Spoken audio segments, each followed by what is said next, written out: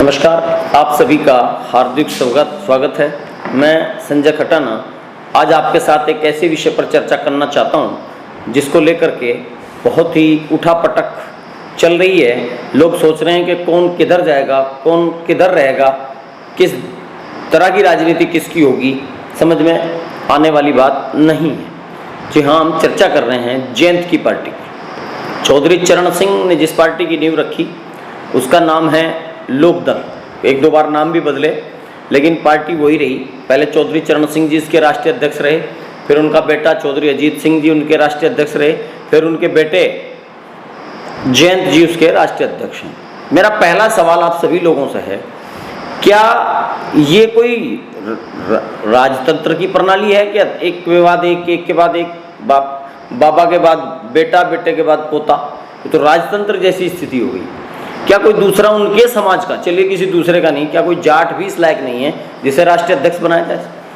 इनमें और राजतंत्र में क्या अंतर आपको दिख रहा है? क्या असमानता आपको दिखती है? मुझे तो ऐसा लगता है जैसे राजतंत्र का ही बिगड़ा हुआ यह एक आधुनिक रूप ये राजनीतिक पार्टियां हों। चलिए भाजपा, दूसरी बात कर लेते हैं। भाजपा कांग्रेस तो मनुवादी पार्टियां हैं, वो तो पिछड़ों का हिस्सा दें ना दें, दलितों का हिस्सा दें ना दें। फिर इनकी पार्टियों में एक समस्या और भी है, चाहे वो जयंत जी की पार्टी हो, चाहे वो रावण की पार्टी हो, चाहे वो अखिलेश जी की पार्टी हो, चाहे वो बहन जी की पार्टी हो, जितनी भी दलितों पिछड़ों ने पार्टियां बनाई तमाम में किसके नाम आपसे गिनाऊं?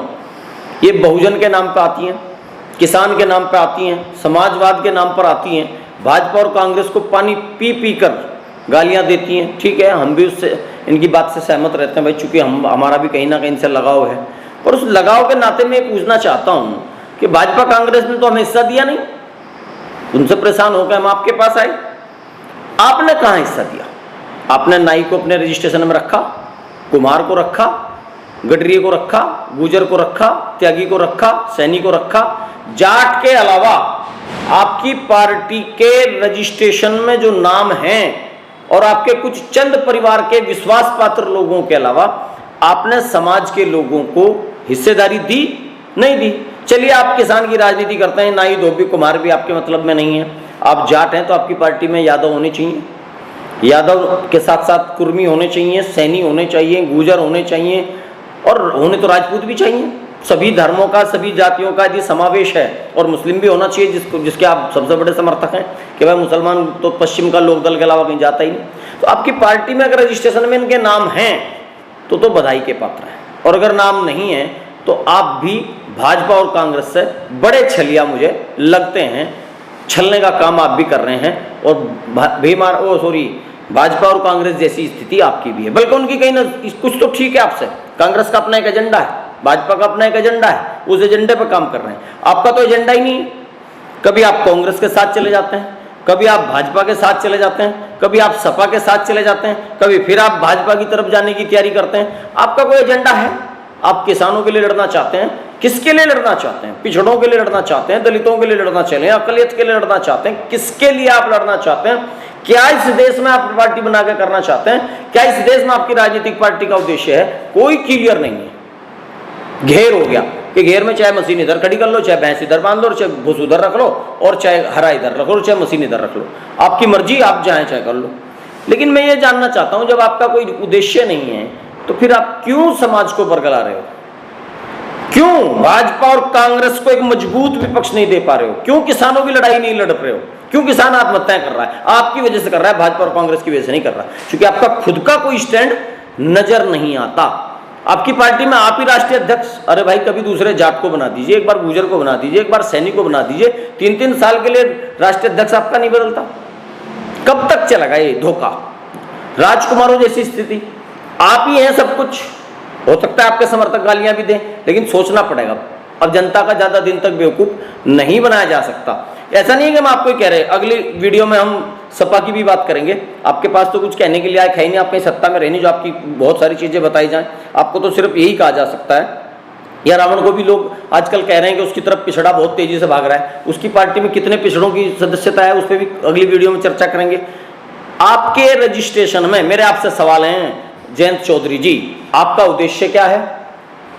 आपकी पार्टी में गैर जाट बिरादरी के लोगों की रजिस्ट्रेशन में हिस्सेदारी क्या है उसे सार्वजनिक करें, अपना टारगेट सार्वजनिक करें। क्या आप भाजपा के साथ जाना चाहते हैं, कांग्रेस के साथ जाना चाहते हैं, किसके साथ जाना चाहते हैं, या फिर अस्थायी विपक्ष को नहीं बनते, अपने दम पे चुनाव क्यों नहीं लड़ते? आप अपने राष्ट्रीय अध्यक्ष को नहीं बदलते, भाजपा कांग्रेस तो नहीं बदलेगी, वो तो फिर भी कहीं ना कहीं बदलते हैं, आप तो बिल्कुल नहीं बदलते। अगर आप नहीं बदलते तो नायक पूजा हो गई ना, राजतंत्र हो गया ना, और आप राजतंत्र की पार्टी तो चला नहीं रहे, बात तो आप लोकतंत्र की करते हैं, दूसरों को बेईमान बताते हैं। लेकिन आपको ना तो कश्यप दिखता, ना कुम्हार दिखता, ना गडरिया दिखता, ना नाई दिखता, ना धोबी दिखता, ना जुलाहा दिखता, ना गुजर दिखता, ना सैनी दिखता, ना जाट ही दिखता। अपनी कौम के, अपनी बिरादरी के किसी व्यक्ति को आप अपनी पार्टी का राष्ट्रीय अध्यक्ष बनाए, वो भी नहीं बनाया।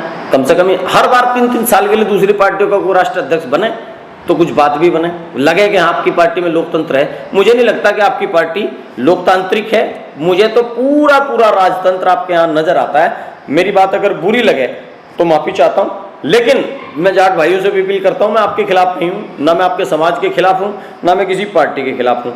मैं तो लोकतंत्र का आईना, आखिर सच्चा लोकतंत्र कैसे स्थापित होगा, वो पार्टी अब देश में चलेगी क्योंकि जाग रही है जनता।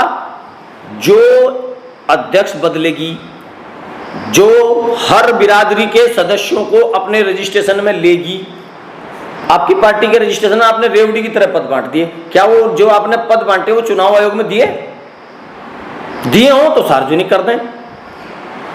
तो मेरी आपसे हाथ जोड़ के विनती है कि इसको बंद करें। भाजपा, कांग्रेस और अन्य मनुवादियों की पार्टी को गाली देना जब तक वाजिब नहीं है आपके लिए, जब तक आप खुद लोकतांत्रिक प्रणाली अपनी पार्टी में लेकर नहीं आते, अपनी पार्टी में जब तक लोकतांत्रिक प्रणाली शुरू नहीं करते, तब तक आप उनको गाली देने के लायक नहीं हैं। और समाज को बहकाने के अलावा आप कोई क्रांति तब तक नहीं कर सकते। धन्यवाद।